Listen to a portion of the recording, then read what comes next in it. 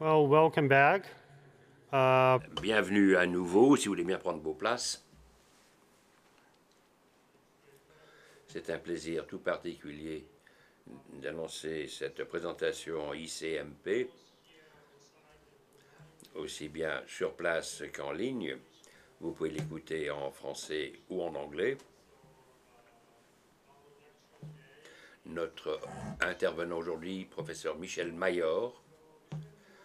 Michel Mayor a obtenu son PhD à l'Observatoire de Genève en 1971 et est célèbre pour avoir découvert les premières exoplanètes en orbite autour d'une étoile et a obtenu un certain nombre de distinctions, tellement que je ne pourrais pas toutes les citer.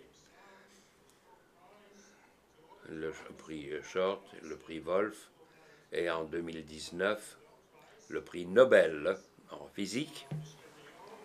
Michel Mayor est professeur éméritus de l'Université de Genève et aujourd'hui, ils nous parleront d'autres mondes dans le cosmos, la recherche de planètes semblables à notre Terre et peut-être qui abritent la vie.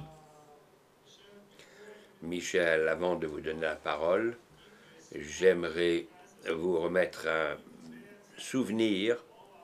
Du reste, j'ai préparé des souvenirs pour tous nos intervenants en plénière, mais c'est la première occasion que nous ayons pour remettre ce memento et de montrer au public. Michel, si vous voulez bien venir à côté de moi. So just a small memory. Un souvenir. Merci, merci beaucoup.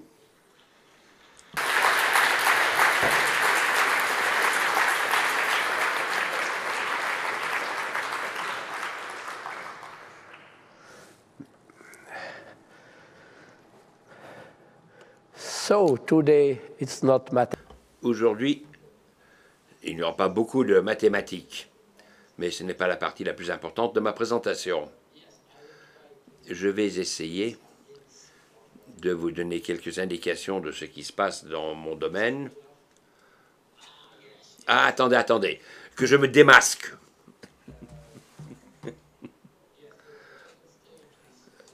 La phase actuelle porte sur la détection de planètes, d'explorer les mécanismes de la formation des systèmes planétaires, mais visiblement tout le monde s'attend à la prochaine étape de savoir si certaines de ces planètes peuvent avoir une forme de vie. Et c'est de cela dont j'aimerais vous parler. La première question qu'il faut se poser lorsque l'on regarde qu'une petite partie de la Voie lactée, la partie centrale, vous avez ce nombre incroyable d'étoiles, et dans la Voie lactée, peut-être 200 milliards d'étoiles, semblables à notre Soleil. Et la question évidente est, existe-t-il des systèmes planétaires qui sont en orbite autour de ces étoiles et avons-nous des planètes rocheuses et des conditions pour la création de la vie? Telle était la question. Et voici déjà un certain temps, l'on essayait de répondre à la question. Mais ce qui n'est pas aussi bien connu est que si la première partie du XXe siècle était déjà avec de nombreuses histoires de populations extraterrestres, pour ceux qui travaillent dans l'astrophysique, l'estimation du nombre de systèmes planétaires dans la Voie lactée était de 0 ou 1 ou 2 systèmes. Et ce n'est qu'au milieu du XXe siècle que l'on a pu observer un changement significatif de ces estimations de quasiment 0, 10 à la puissance 12, et actuellement, l'on parle de quelques 100% d'étoiles qui ont des systèmes planétaires.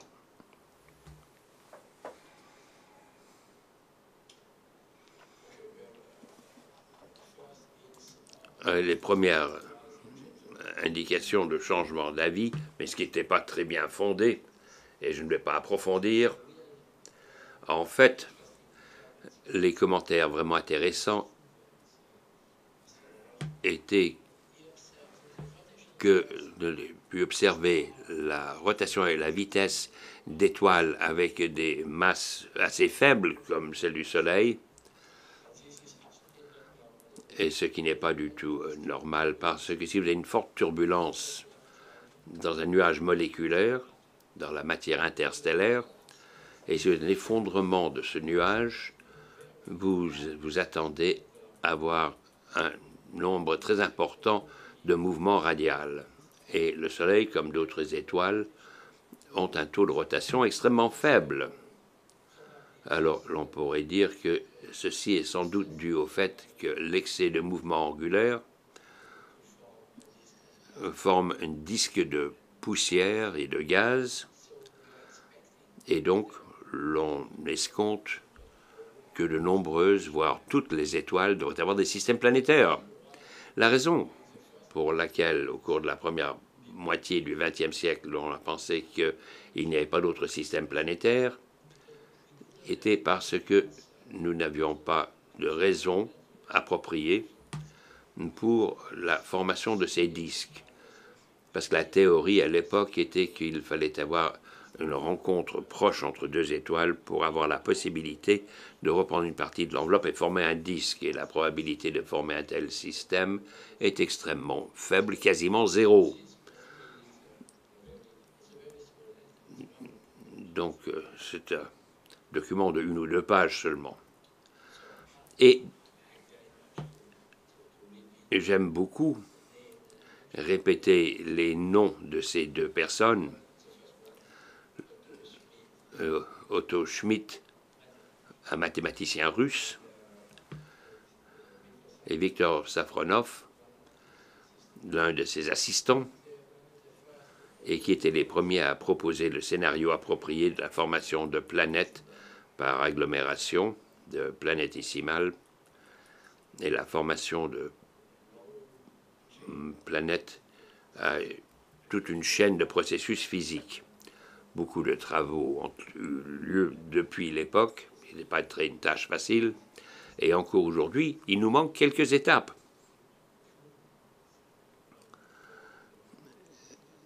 Et c'est difficile, en fait, de pouvoir comprendre chaque élément. En fait, l'existence de disques planétaires, de gaz, de disques de poussière et de gaz, a été décelée au début des années 70 dû à l'excès de lumière infrarouge autour de jeunes étoiles.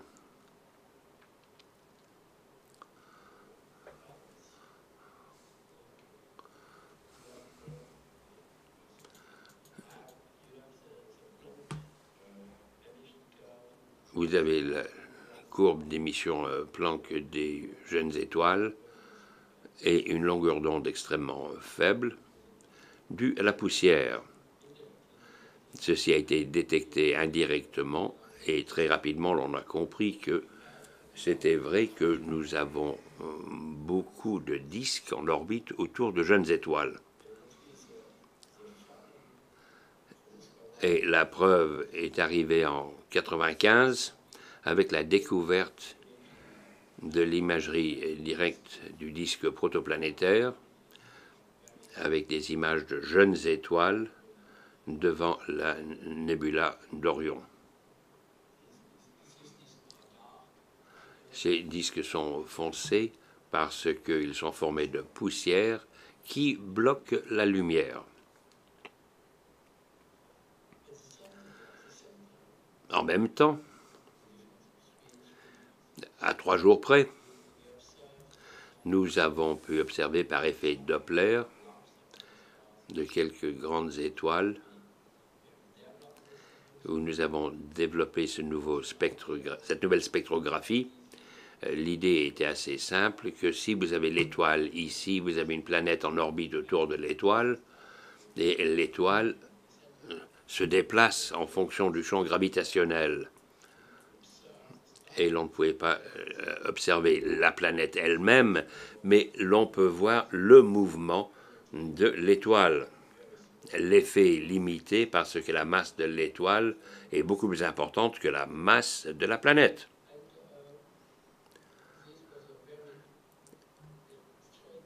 Ceci est une découverte assez curieuse parce que nous n'avons qu'une estimation de masse à l'époque qui était à peu près la moitié de la masse de Jupiter, mais la période était de 4,2 jours. Et la théorie à l'époque disait que la masse d'une planète géante comme Jupiter devrait avoir une période d'au moins 10 ans. Donc le désaccord avec la théorie est un facteur de 1000. C'est pourquoi nous avons été assez attentifs avant de faire cette annonce. Et nous avons attendu encore une saison de plus pour répéter les mesures. Ce n'est pas un problème de la qualité des mesures, mais le problème de l'interprétation. Parce que si vous avez une étoile avec une faible oscillation, vous avez un changement de vitesse. Si vous avez une étoile avec une rotation avec une activité magnétique, vous avez un changement de vitesse. Mais nous avons quelques arguments qui rejettent cette possibilité et en 1995, nous avons annoncé ces résultats. C'était très intéressant de voir comment ceci a été interprété. Et en fait, c'est une découverte observée d'un phénomène important qui est l'altération de l'orbite. Lorsque vous avez une formation de la jeune planète dans le disque,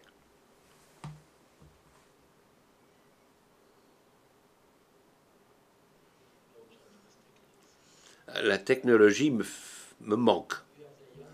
Vous avez la jeune planète, et cette jeune planète va accroître sa masse, et la masse de ce jeune objet va troubler le disque de poussière et de gaz en position de résonance.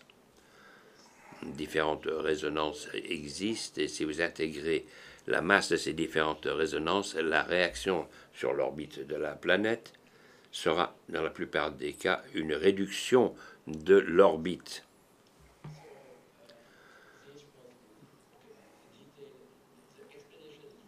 L'explication est très simple, mais les détails peuvent ensuite devenir beaucoup plus complexes si l'on tient compte des turbulences, des activités magnétiques ou autres. Mais le principe de base est très simple.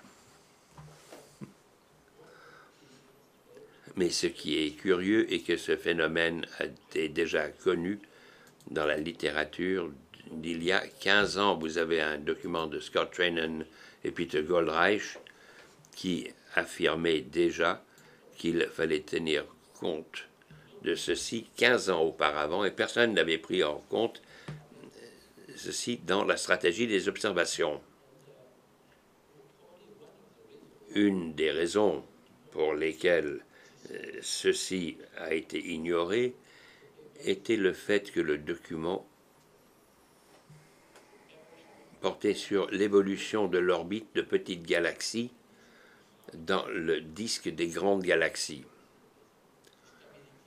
Autrement dit, la stabilité du champ magnétique de deux petites galaxies avec une durée de vie limitée par ce phénomène. Et ce n'est en fait qu'après la découverte de 51 PEG que ceci représentait un processus physique essentiel dans la formation de systèmes planétaires. Et ceci n'était pas le seul présentation, mais Goldreich et Tremen en 80, puis de nombreux autres papiers de Papazoïne, de Linde, qui ont expliqué le même phénomène. Et ce n'est qu'après que la découverte de PEG 51 que ce phénomène extrêmement important devait être pris en considération pour la formation et l'évolution de systèmes planétaires. Maintenant, je saute en avant de 15 ans. Voici un instrument typique qui se trouve à Altiplano, à Atacama.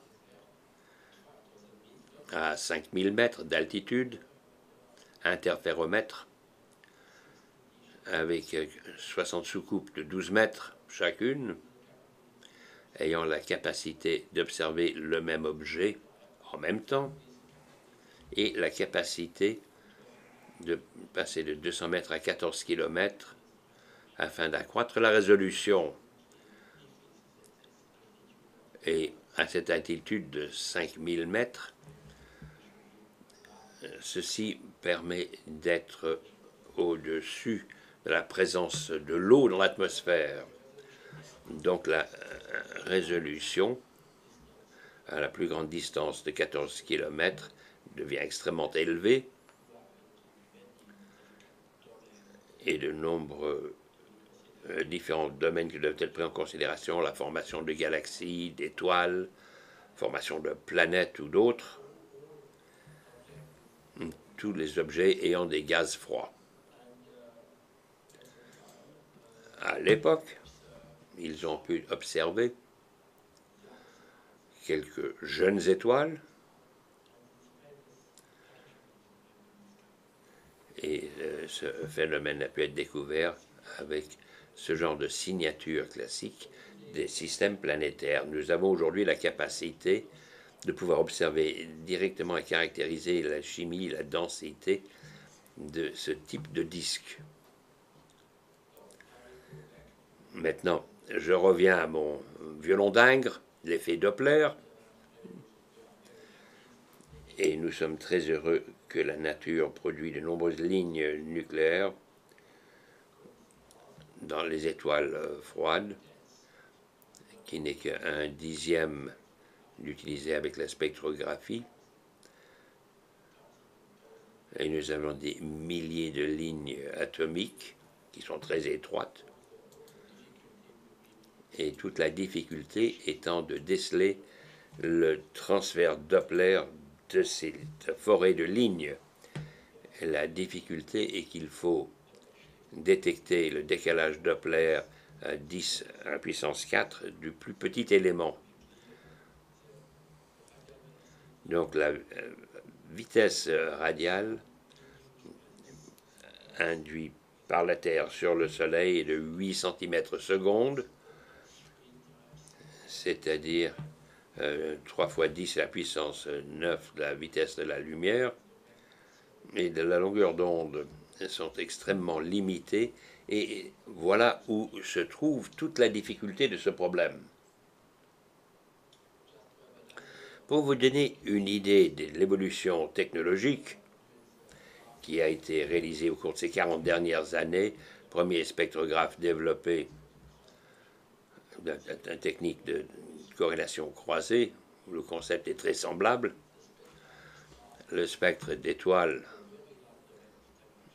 a une très grande gamme de température et ne change pas tellement. Et si vous produisez une grille ou un modèle du spectre avec une corrélation croisée des observations, vous pouvez consacrer toute l'information Doppler sur une seule quantité, ce qui est nécessaire parce que nous n'avons pas tellement de photons pour réaliser ce type de mesure. Premier spectrographe qui a été produit était le Coravel à quelques 300 mètres secondes pour la dynamique des étoiles dans la galaxie, et c'était parfait.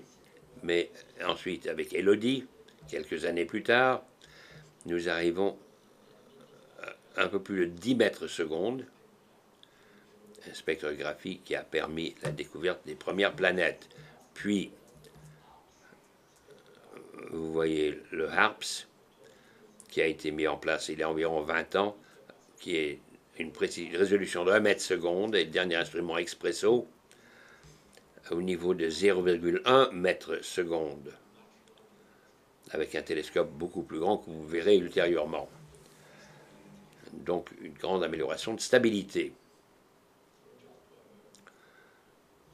Pour vous donner un ordre de grandeur de l'effet de cet accroissement de la précision, vous avez le premier point rouge à gauche, 51 PeG, un peu moins de la masse de Jupiter. L'ordonnée, c'est la masse de la planète en échelle logarithmique et les années de découverte de ces objets. Et après cette première découverte, vous voyez une explosion du nombre de découvertes. À l'heure actuelle, nous sommes de l'ordre de 5000 découvertes, mais c'est encore plus important, et l'accroissement de la précision dû à l'amélioration des instruments et de la stratégie appliquée.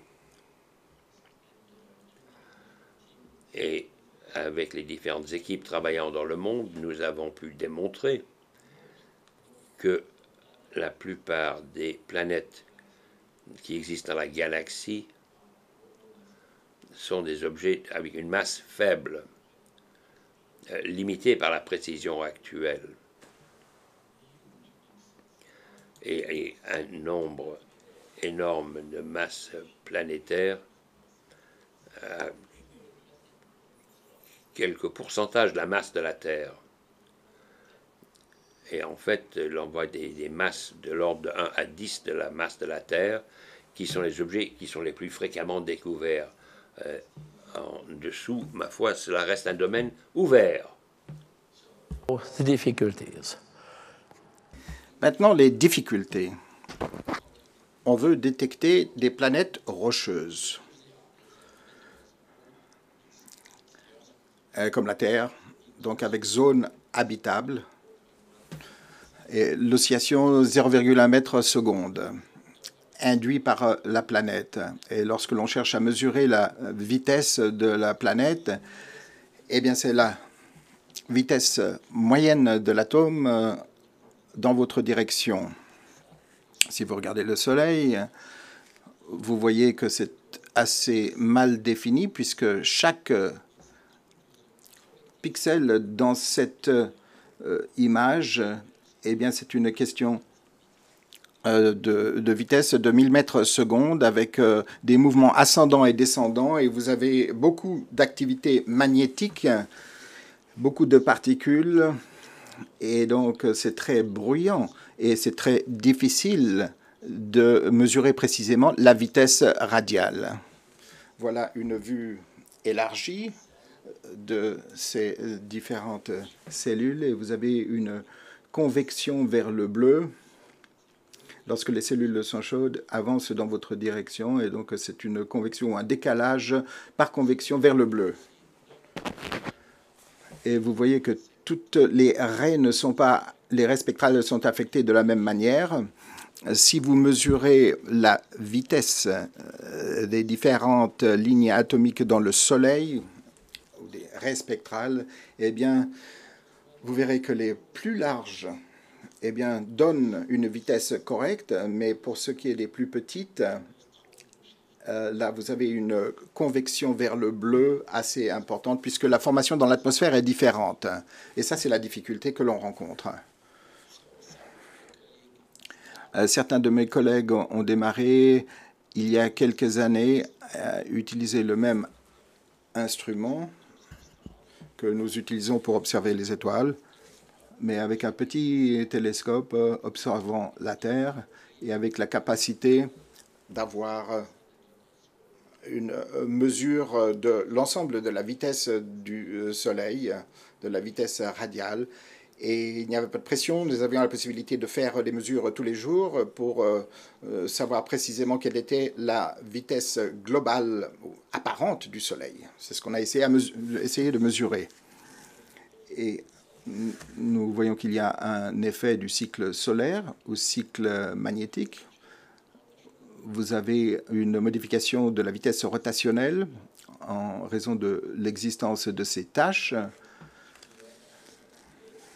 après 30 jours. Puis vous avez les régions actives, la granulation et le mode acoustique. Et donc, la vitesse observée des étoiles, c'est un mélange de tous ces phénomènes. Et voilà donc le résultat qui a été obtenu il y a quelques années.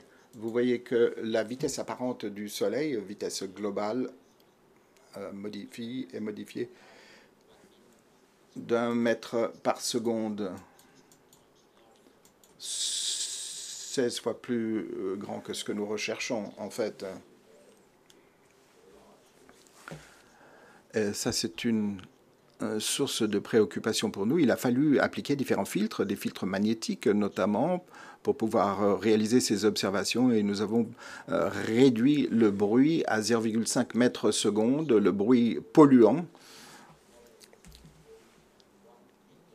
Et l'oscillation est de 0,1 mètre seconde. Si vous avez de la pollution évidemment sonore, il est évidemment très difficile de mesurer ce qui est en train de se passer. Il y a beaucoup de gens qui travaillent sur ce problème pour chercher à améliorer l'algorithme pour décroître le bruit, source de pollution. Et puis vous avez le traitement du signal, autre problème. Vous avez également besoin de beaucoup de photons pour détecter des modifications de l'ordre de 10 à la puissance moins 10, des toutes petites oscillations. Vous avez besoin de beaucoup de photons de lumière pour obtenir cette précision.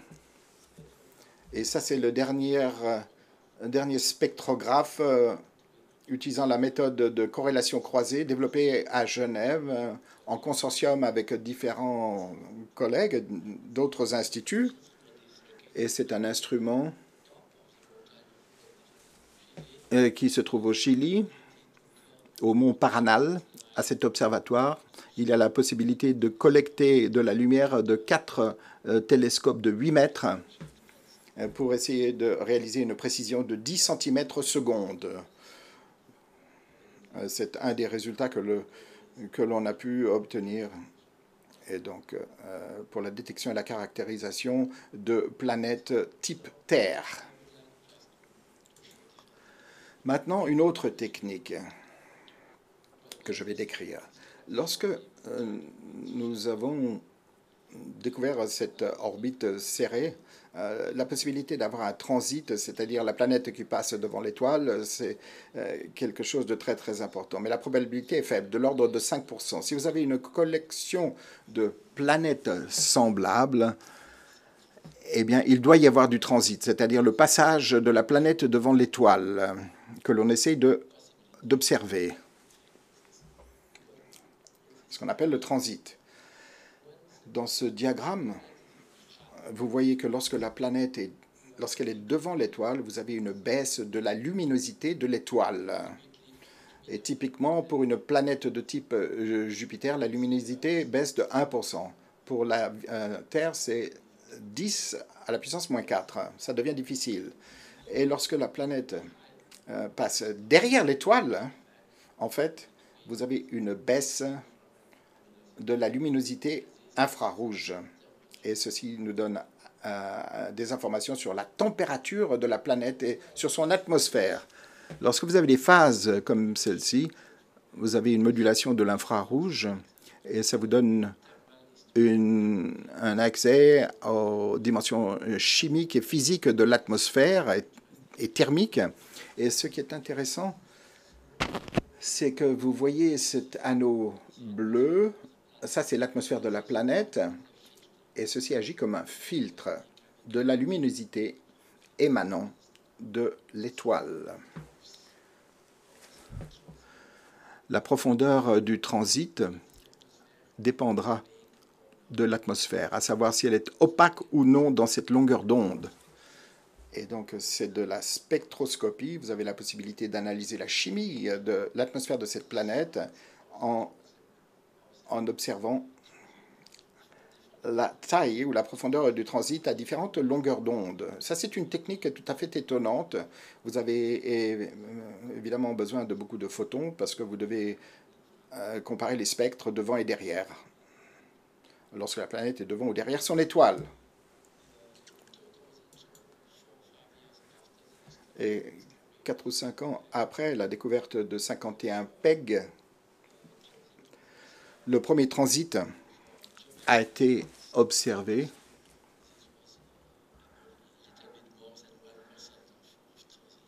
1% de transit ». La même mesure a été répétée par nos collègues aux États-Unis au-dessus de l'atmosphère. L'échelle n'est pas la même, mais vous voyez que la qualité de la mesure est évidente ici, au-dessus de l'atmosphère, est tout à fait évidente. Et à ce moment-là, on peut imaginer que l'on va détecter des planètes de faible masse. Et sur le plan historique, c'était très important, cette constatation.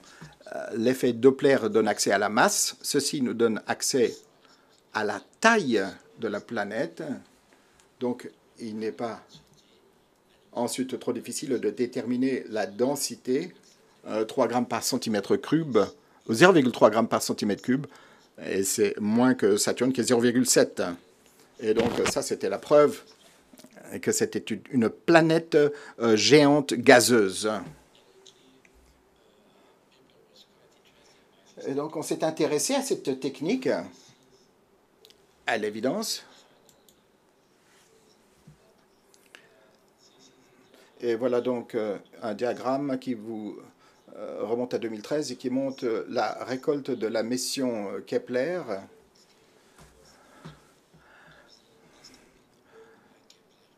Cette mission spatiale Kepler qui a produit des résultats très intéressants. Vous avez beaucoup de points ici. Si vous avez un point noir, c'est une planète en orbite. Si c'est un point rouge, ceci correspond à une étoile avec 6 planètes en orbite autour de la même étoile. Les systèmes multiplanétaires sont à l'évidence très communs, très courants. Et c'est un petit pourcentage de ce qui existe, puisque vous avez besoin d'un plan orbital correct pour pouvoir observer le transit. La plupart des transits sont absents. Et pour ce qui est de cette mission Kepler, pour ce qui est de ses résultats, eh bien on sait qu'elle examinait plus de 100 000 étoiles pendant plusieurs années de cette façon. Toutes les quelques minutes, une photo était prise, et puis vous avez une longue série de mesures. Et là, on a découvert 4000 systèmes planétaires différents. C'est une excellente observation, à savoir que la plupart des systèmes planétaires sont très plats, très fins, mais ce n'était pas toujours le cas.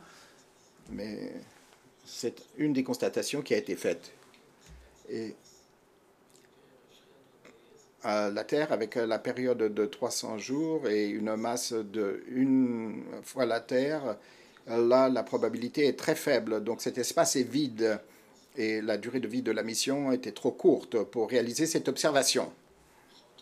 Il y a quelques planètes rocheuses dans la zone habitable, mais où la zone habitable est plus proche et en orbite rapprochée de l'étoile. Certains objets ont été détectés ayant une masse bien inférieure à celle de la Terre. Et ce type de technique a ouvert un nouveau champ qu'on pourrait appeler planétologie comparative. Et là, on peut commencer à faire un petit peu de physique. On a la chimie, on a la température de l'atmosphère, on a la période orbitale, etc. dans les paramètres. Et vous avez la possibilité de faire quelques calculs sur ce diagramme. C'est la relation entre le rayon et la masse de l'objet. La plupart sont des résultats de la mission Kepler, que j'ai mentionné tout à l'heure. Et ceci est le cœur de notre programme à l'Observatoire d'Alabama. Nous avons construit un nouveau spectrographe consacré au domaine spécifiquement des planètes à faible masse. Et vous pouvez constater que les planètes rocheuses, ici sur ce diagramme, suivent une courbe où vous avez la Terre et vous avez Vénus également. Eh bien, ont des masses de 5 fois celles de la Terre. Certaines planètes rocheuses sont beaucoup plus massives que la Terre dans la Voie lactée. Et puis, vous avez une enveloppe avec un certain nombre de planètes dont la masse est beaucoup plus importante. Et donc, les courbes sont en fonction de différentes compositions chimiques de ces planètes.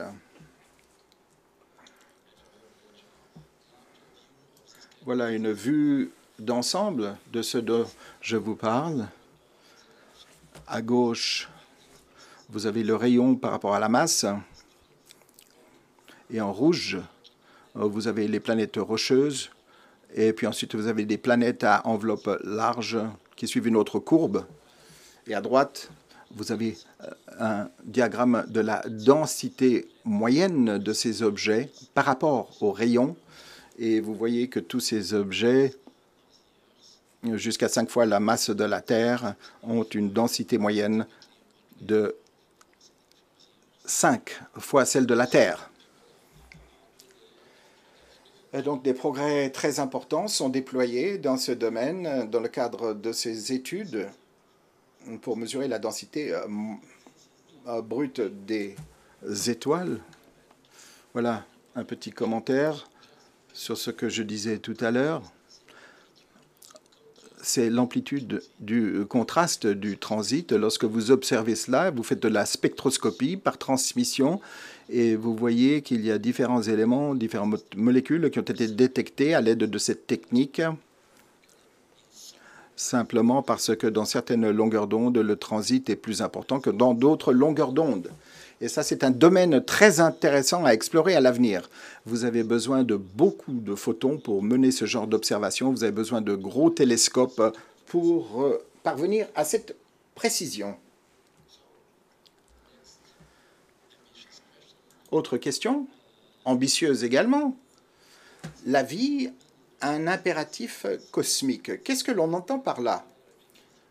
Christian de Douve, prix Nobel de biologie, avait posé cette question. Si toutes les conditions sont réunies pour le développement de la chimie de la vie, ça peut être la température, la stabilité de l'atmosphère, etc., toute une série d'éléments. Si tous ces éléments sont présents,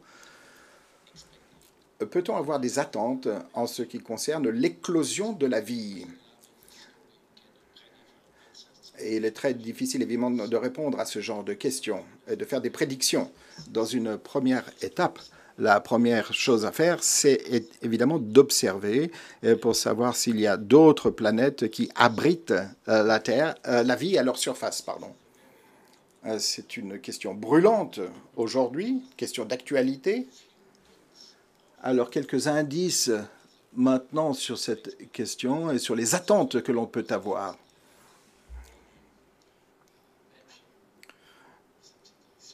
D'abord, et ça remontait à une trentaine d'années, on avait dit que l'atmosphère terrestre est composée de 20% d'oxygène. C'est quelque chose que l'on apprend à l'école. Ça paraît tout à fait normal. Mais en fait, ça ne l'est pas. Parce que l'oxygène forme des combinaisons avec des roches pour former des oxydes. Et si vous calculez la durée de vie du contenu en oxygène de ces roches et supprimez toute forme de vie, eh bien, vous avez comme résultat quelques millions d'années. La durée de vie du système solaire est évidemment beaucoup plus importante et donc vous avez besoin continuellement d'alimenter en oxygène le système. Et le phénomène le plus prometteur, ce sont les phénomènes biotiques. 20% de la vie est directement liée à l'existence de la vie. Vous avez 3 courbes ici. C'est le résultat de mesures qui ont été réalisées il y a 30 ans environ par des sondes spatiales, observation de Mars, Vénus et de la Terre, en même temps en utilisant les mêmes procédures. Et vous voyez qu'à 9,7 microns, la Terre, la courbe en bleu, eh bien, présente une caractéristique très forte, l'ozone, par rapport à l'oxygène. Ça, c'est un élément très important pour ce qui est des observations, pour essayer de conclure à la présence de la vie. Mais c'est très difficile à mesurer, très difficile de savoir si les planètes que l'on observe ont ces caractéristiques. Ce n'est pas facile. Pourquoi? Parce qu'on ne peut pas le faire depuis la Terre. Il faut en fait être dans l'espace pour pouvoir réaliser ces observations. Voilà une possibilité. Ça, c'est la détection des biomarqueurs. Vous pouvez faire des recherches, rechercher du gaz carbonique, de l'oxygène, du méthane et d'autres éléments. Donc il existe différentes possibilités, mais ça c'est vraiment la caractéristique la plus importante. Une autre possibilité, c'est d'essayer de déterminer la saisonnalité atmosphérique comme biosignature d'une exoplanète. C'est ce que vous avez à l'écran. Ça, c'est la Terre. Et vous voyez sur la courbe du haut que le gaz carbonique a une modulation sur un an. Vous voyez sa modulation. La biomasse n'est pas symétrique sur la Terre. Et la quantité de gaz carbonique dans l'atmosphère change selon les saisons. Et la même chose s'applique pour le méthane. Et si d'autres éléments semblables pourraient être décelés à l'avenir, ceci serait une indication très forte de la biomasse. Et une autre méthode indirecte pourrait être de regarder la discontinuité de la courbe chromatique, de la réflectance et la polarisation de certains biopigments. Différents chlorophylles, caroténoïdes, qui ont des éléments communs, et la réflectance qui ont des changements très frappants. Et si l'on peut déceler de tels éléments, pour ma part, je pense que c'est très, très difficile, parce que si vous avez un océan, la courbe foncée, noire à droite, anéantit cette technique, et vous êtes complètement dominé par la présence de l'océan. Donc ce n'est pas très évident. Et il ne faut pas être trop optimiste que l'année prochaine, nous allons déceler ou détecter une telle présence. De nouveaux instruments sont en construction. Maintenant, vous avez un télescope de 39 mètres, bien plus grand que cette pièce, qui est en construction dans le désert de Atacama, à 3800 mètres, à 2800 mètres, pardon. Vous voyez le faisceau de luminance adaptive pour corriger la turbulence de l'atmosphère. Voici la situation il y a 2 ans. Le sommet de la montagne a été aplati et vous avez la base maintenant du télescope.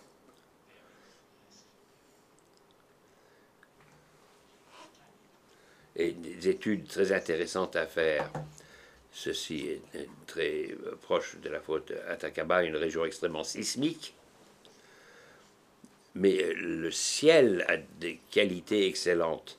Donc le compromis est de construire un instrument ici, mais avec un dispositif qui permette de compenser le risque de choc sismique.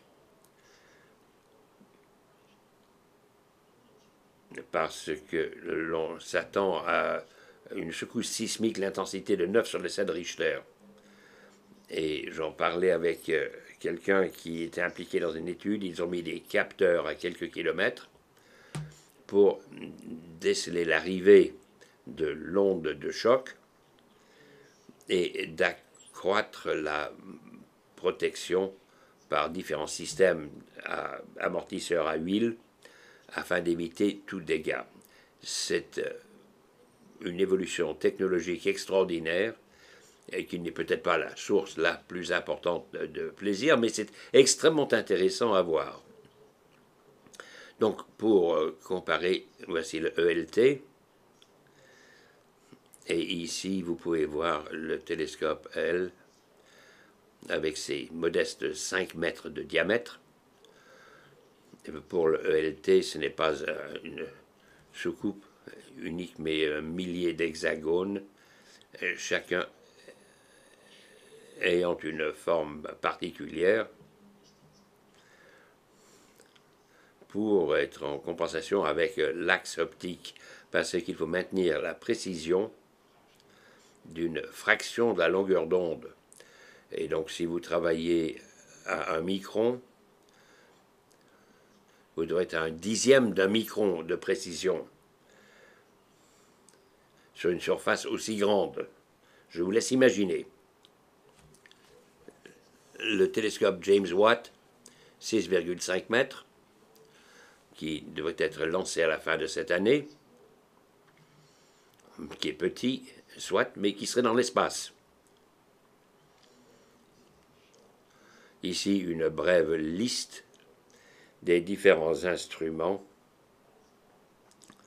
pour les planètes en transit et des étoiles lumineuses, le sujet des différents satellites TESS, Kéops, Plateau, James West, la spectroscopie Doppler, différents types d'instruments dans différents grands télescopes, la spectroscopie de transmission pour la chimie planétaire, température, biomarqueurs, et associés à différents types d'instruments.